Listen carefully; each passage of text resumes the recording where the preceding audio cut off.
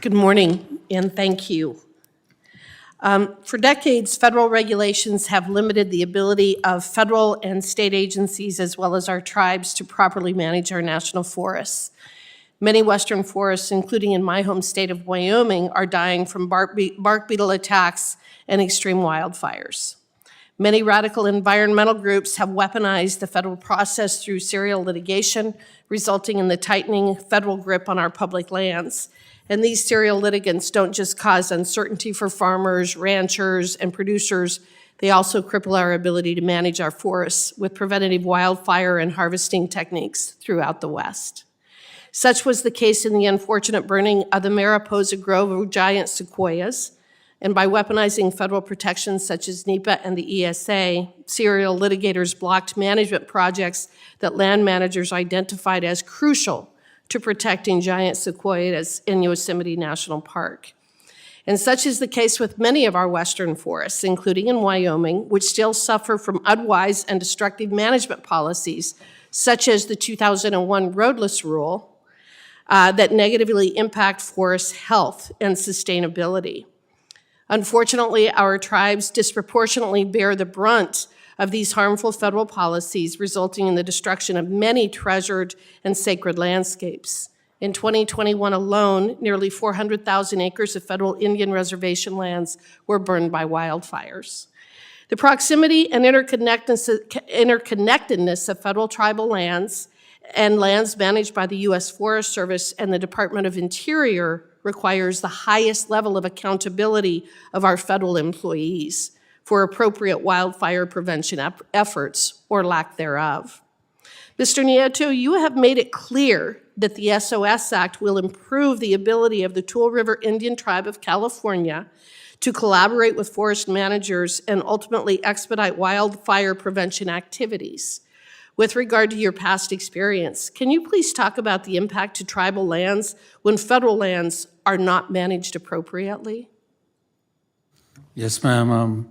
Like I said, we had two fires that hit our reservation.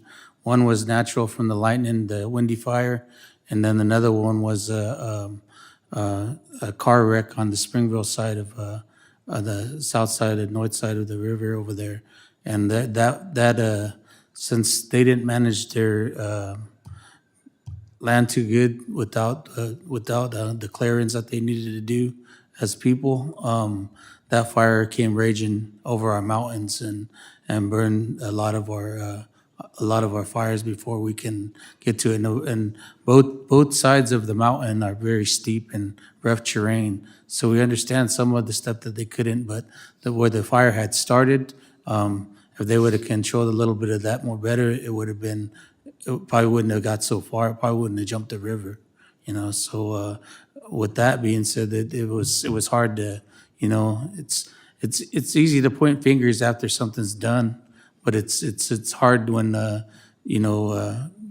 these guys get to make the rules and we have to listen to them and obey them and when we can be protecting things. And so I'm glad Mr. Moore's people are finally sitting down at the same table with us and welcome us into the room. We actually opened up their new building in Porterville with them, and I just had left there last week. They hired one of our tribal members as a liaison, and so we're working pretty close with them now. I'm glad to hear that. That's great. Bad forest management can result in a catastrophic outcome, can't it? Yes, and then also too is like in my testimony about our water and our reservoir, our river's so decimated with less water nowadays that when it did come to our side of the reservation, we had nowhere for the helicopters to get water because our river's so shallow, and so they had to go off land to get water just to put our fire out, what we had.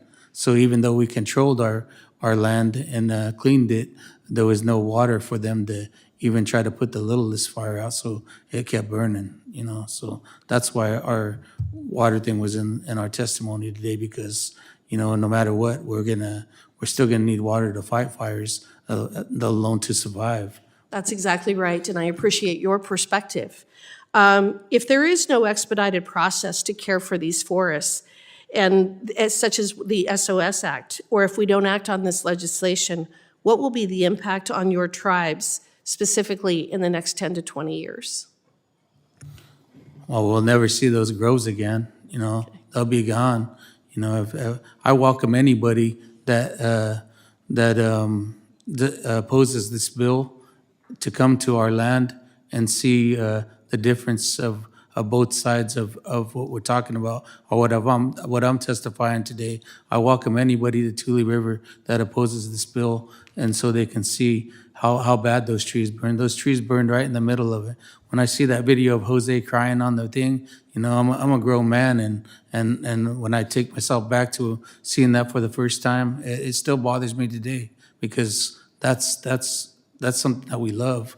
We love everything that we have, you know, and what little we have today, we try to protect it as much as we can.